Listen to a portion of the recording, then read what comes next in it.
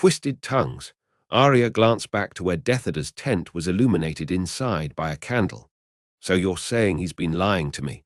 Eragon looked at Elva for support, and they both nodded. I wouldn't say lying exactly, but definitely omitting. How much of a liar someone can be under the magic of the ancient language? Elva pondered. Arya felt anguish. She could not walk on stable ground anymore. Her own advisor and friend was someone who participated in the coup against her. That could not be, and he can't even feel bad about it, Elva added. Why are only telling me this now? Arya watched Eragon fidgeting uncomfortably. He kept quiet while Elva spoke. Eragon just came to me with this idea. It was something he and Saphira realized on the way here, but you already knew he was bad. It wasn't a question, and Arya questioned Elva's loyalty. Well, to be fair, she never said she would be loyal to Arya. No. I can't say he is bad solely on the way he feels. Detheda is a blank page. He feels nothing, no empathy, no regrets, no love. He only feels bad when something goes wrong for him, and he is the one who's harmed. He is not my friend then. He has no love for you, Arya. Only for himself. Arya didn't even know she needed to be loved like that, but it hurt to discover she was not. Not that she thought Detheda loved her the way Eragon did, but she always thought he was a loyal friend, someone to have her back when in need. It requires love to do that, to be there for a friend. But he wasn't her friend, now she knew that. How could I be so oblivious you were in desperate need of an ally, so you overlooked his reasons to betray you? I guess. But it was so obvious, not to someone who doesn't want to see. Again, she glanced back, just in time to see the elven lord exiting his tent. He had a piece of parchment and a quill in his hands. He strode to where they were sitting, and Arya heard Eragon whispering the counterspell to end their acoustic protection. Elva and Eragon resumed the preparation for their dinner as nothing had happened, but Arya felt uneasy. She felt her emotions gurgling up inside her. And as soon as Detheda sat down beside her, immersed in his writings, her tongue was quicker than her rational thinking. Who did you tell it to? About Eragon and I. They all looked at her with surprise in their eyes. Surely they weren't expecting her to confront him that way. I don't understand the question, my queen. You told people about my relationship with Eragon, and I want to know who. And don't call me your queen. Her words were severe, and she saw him flinch a little. Then she remembered what Elva said about him not feeling emotions the way other people do. She diverted her eyes to look at Elva. She had a blank expression when inspecting Detheda, which meant he wasn't afraid of hurting Arya's feeling. He was probably thinking of a way to come out of that bad situation unscathed. Tell me, Lord Detheda. Who knows? Detheda licked his lips preparing to speak. He's coming up with a good story, I bet, Fernan said. Niduan. I told your Aunt Niduan. Why? Well, she asked me. Said she was worried about you and wanted to know if the rumors were true. I couldn't lie to her, and imagining that your own blood wouldn't want to hurt you, I told her what you told me. And Niduan is the one orchestrating the coup. Eragon finished his line of thought, but Arya could notice he didn't believe the elf. Yes, she even tried to kill me. Detheda pointed at the spot on his back where he had been hit by a spell. Eragon had told her that it was a harmless attack, that even a first-year student rider could have treated. In fact, Eragon let Hope take care of that, which she did brilliantly as expected, being a fourth year already. You claim your innocence then, Lord Detheda? Of conspiring against me, Arya asked. I do, your majesty. Very well. Arya stood up and started walking to her tent. Elva, please follow me. I'm sure Eragon is capable of preparing our supper by himself. Right, she turned to look at him, who nodded in response. She still could see his suspicion, but all he could see was her coldness. Arya wished to tell him that she believed him, that she trusted his judgment, but didn't.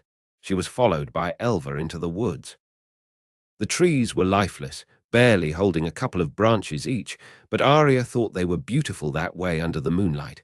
What did he feel just now? Arya asked, and paused her walk to face Elva. He was anxious. He felt cornered, then relieved you bought his story. Do you think he was lying? Elva shook her head and looked away. I don't know much of the ancient language, but I know one is always forced to say the truth. There was truth in his words, but not all of it.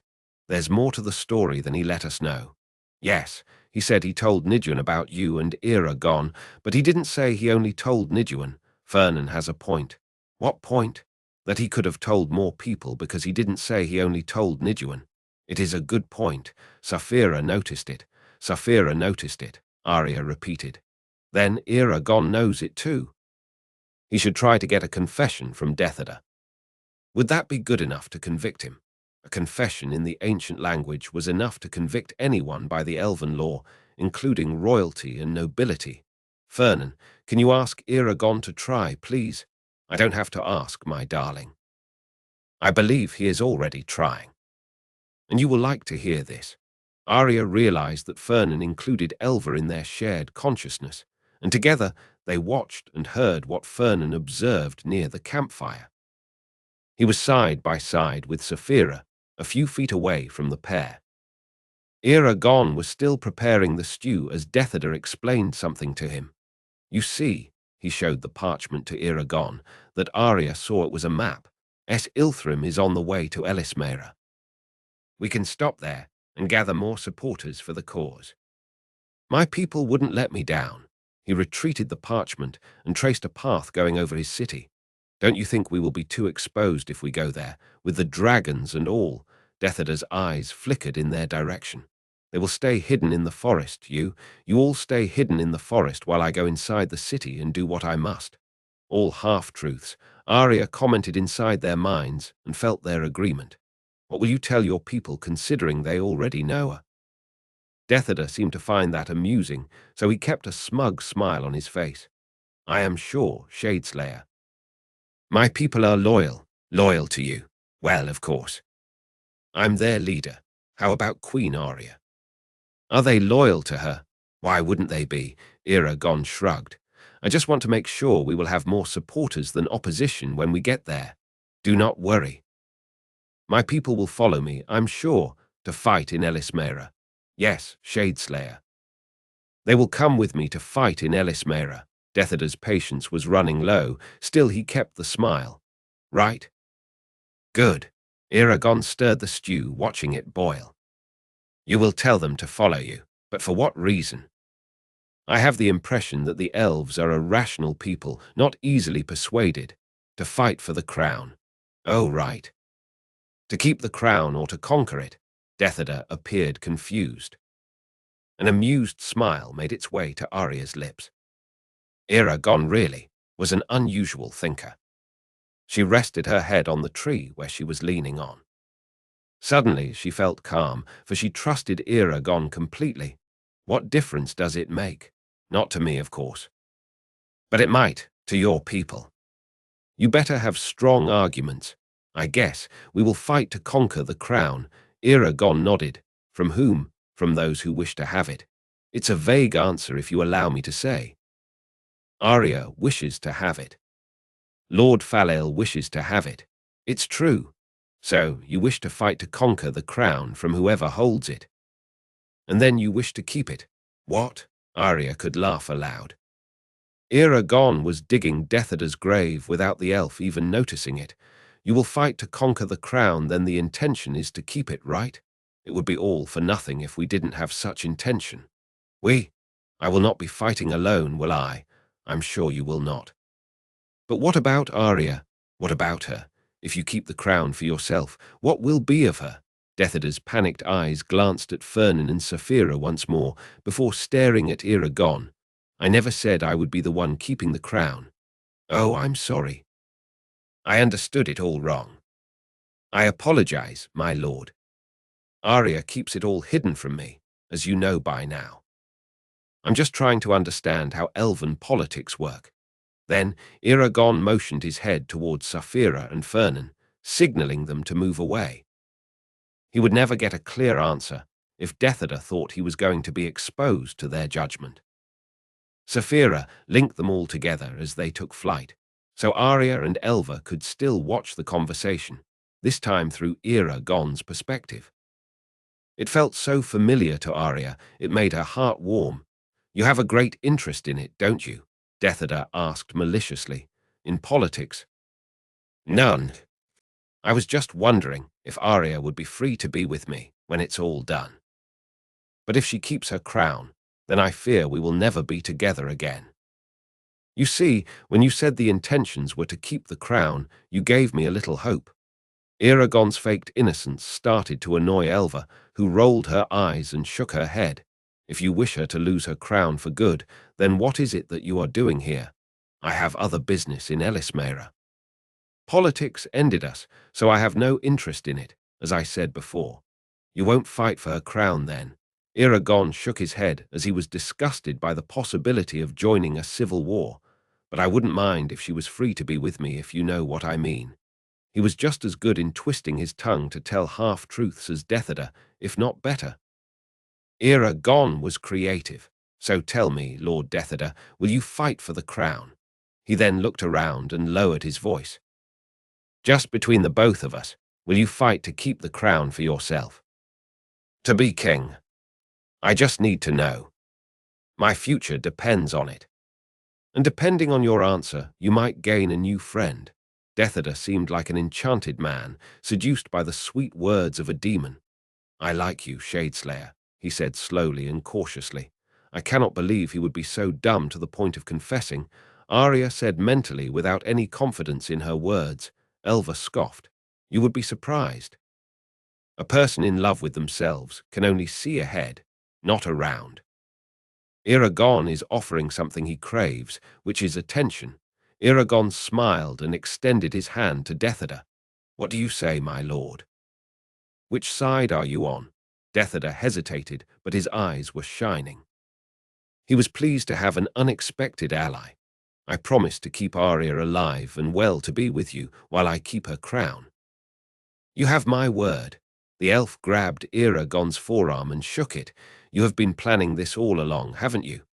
His tone was flattering as he was impressed with the plot of having Arya's crown. Lord Deathada beamed at him. His pride was pouring. "I had other plans, but you became her mate, so I had to adapt. I like this one better, that's for sure." It was clear to Arya now that Deathada only wanted to be with her so he could manipulate her. To be the queen's mate, even if it didn't mean he was going to be king, would elevate him to a position of absolute power. Arya would be inclined to trust him more and more, until their decisions would come as one. He would rule through her. A difficult and complex process, but Deathada seemed willing to go to any lengths for power, even organize a group of traitors. "Dinner's ready. I will go get them." Eragon stood up and left a dazed Deathada behind, so Fernan cut the connection that tied them all together. Arya and Elva stood in the dark woods in silence. They were lost in their thoughts when Eragon came to them. "So, what do you think? Can you use it to convict him?" His expectant eyes were all she could see under the pale moonlight. "That was perfect." "Thank you, Eragon. Great." "Yes." He punched the air in celebration. Indeed, getting Deathada to confess his betrayal was a great achievement. "Wait," Elva started. "How his confession to Eragon would prove anything, I can testify. My words in the ancient language will prove he confessed. Our words, too. The conviction is certain, since I will be the one passing the sentence, but I need the council to witness and express their opinion as well.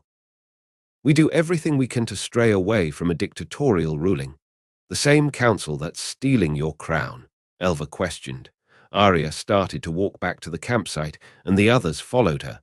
"When I take back what's mine, a new council will be formed and my traitors will be judged accordingly." "We won't make him our prisoner?" Eragon asked. "For now, let him believe he is safe." A silent agreement hovered in the air between them. Just as the campfire was in sight, Elva went ahead without them. "I am grateful to you, Eragon," she said low. He nodded and gave her a little smile. I said how many times now that I would do anything to keep you safe. She smiled back, her cold facade cracking by his warmth. And I want to make sure you know that I do not wish you to lose your crown. I tried to say it so Deathada would believe me, but I couldn't. The words didn't come out, so you got around it. I know. Also, I am sorry. His look fell to the ground, making her wonder why he was apologizing. For what? For not being there when you needed comfort. Eragon looked at her again with shimmering eyes. I should have been there to tell you it was not your fault you miscarried our baby. And to comfort you. I am so sorry. Arya froze. It still hurt to think of that. Less each day, but still strong enough to paralyze her for a minute or two. Good thing he was within the reach of her hands to warm her, so she raised her fingers to touch his face very lightly. Then, almost as it didn't happen, she retreated her hand. You are here now. Even if we are not mates anymore, we will be forever bound together by the child we lost. A bond impossible to break. His eyes squeezed a lonely tear that fell down his cheek. That was when she realized that tears had already tinged her face without her even noticing it. He nodded and cleaned his face with the sleeve of his coat. She wiped her tears away as well and readied to go back to the campfire. Shall we? He pointed the way, and they didn't speak again for the rest of the night. It was strange. She felt more connected to him now than before. The truth seemed to create a common ground where they both relished to stay on. It was bound to last forever. The idea of letting Lord Deathada have the feeling that he was safe with his secret plan of betrayal was good, but also dangerous. Eragon didn't like the feeling of walking blindly into Du Weldenvarden in the company of a traitor. Even so, he would have to trust Arya's judgment. She was the queen and Deathada her subject. The entire conflict was Arya's to solve, and he was there to retrieve the Eldenari and the egg. It was all. After a quiet and uncomfortable dinner, Eragon carried a blanket to where Saphira was lying. She lifted a wing for him, and he gladly crawled underneath it. Her scaly body was cozier and warmer than any magically changed tent. You look exhausted, she commented. Not as much as you. Well, I did fly all day. She went quiet for a while before startling him from his waking dreams. We are in a Lagasia. Little one Eragon grunted a little and turned to his other side so his back could be in touch with her side. And we have been for an entire day. I know. Isn't it amazing how much it changed without changing at all? What do you mean? I mean that now we have magic flowing underneath the ground and through the air, but betrayal and war still rule. We haven't missed much while we were gone. Her sarcastic tone made him chuckle. Anyway, I keep thinking about Angela's prophecy since we left, she added. It's unbelievable you haven't mentioned it yet. I thought you would be nervous about that. Eragon suddenly was fully awake and crawled out to the cold air. I think I pushed it too far in my mind not to dwell on it. Do you think she was wrong? Saphira rested her head on her front legs and stared at him. You know she is not. But how can I be here? You will have to ask her. Eragon snorted. If you think she will answer any of my questions about the prophecy, then you are sillier than you believe you are. Fine. Don't ask. Oh, I will ask. You know I will. They laughed together. Then Eragon took a last deep breath, feeling his lungs protesting the cold air that entered them, and went back under her wing. When he opened his eyes again, he felt like he had overslept and missed his watch. He tapped on Saphira's side so she could free him and was shocked to realize it was morning already. Why didn't Deathada wake me up to take his place? Eragon went to the campfire to see that there wasn't anybody on the watch. So he walked to Deathada's tent to ask him why he left the campsite unattended, but he found it empty as well. Saphira, he is not here. She didn't even open her eyes, only grunting a sleepy response. Eragon worried that maybe Deathada had done something bad to Arya and Elva right under his nose. It was a terrible idea to let a traitor tending to their safety after all. But they had to pretend everything was fine not to alarm the elf. He hurried to Arya's tent and called loudly for her. It didn't take long until her unfazed face emerged from the tent's flaps. Yes, where is Deathada? Arya looked around the campsite and shrugged. In his tent, maybe. He is not there. And he should have awakened me hours ago to take his place on the watch. What is happening? Elva walked out from her tent to sit by the fire that was only half alive. Deathada. He is missing. Missing. I doubt it. Maybe he had a bad case of bellyache and went to take care of that. Far away from us, I hope. Eragon alternated his look between Elva and Arya. Are you sure you want him wandering around? Arya sighed and exited her tent, attaching her sword to her hip. I will look for him, she said, but sat down by Elva's side. Eragon understood she was extending her mind so she could perceive Deathada's consciousness. It didn't take long until she creased her forehead in a sign of great effort. Then she snapped back to herself and looked at them. He is gone. I can't find him anywhere near us. Saphira, Eragon called. When she finished stretching her back and wings, he added, Take Fernan, see if you can find him from above. He could not have gone too far. The dragons took flight, so Eragon sat down by the fire, now more intense from Elva's work on it. I can't believe he escaped us. Under our noses, he must have been alarmed by something, Arya said. Her apparent calm was betrayed by a twitch on the corner of her lips. Like what? We were on good terms last night. Something you said. Something I did. I don't know. And it doesn't matter now. If we don't find him, he will never be held accountable for his actions, Elva said in a bad mood. But we already have the confession. Eragon tried to see the silver lining, but the truth was that they missed their chance to imprison a traitor. We have the confession, but not the prisoner, Elva argued. Arya's eyes seemed lost, wandering around, not seeing the trees or the grey sky. I said it already. It doesn't matter. How can you say that? Eragon questioned her apathy. I knew deep down at the moment you two told me about Deathada that I would never be able to bring him to justice. It is somehow my fate. I thought you didn't believe in fate. So did I, she said. Then she shook her head and reached for the bread Elva was offering her. We have other things to think about now. We are only 2 days away from Elismera. A plan is what we need. If he was supposed to trust her judgment when it came to her subjects, then starting now would be a good idea. If she had decided to let it go, to let Deathada go, then he wouldn't oppose. In the end, they wouldn't walk in the forest with a traitor by their side, and that was a good thing, he hoped.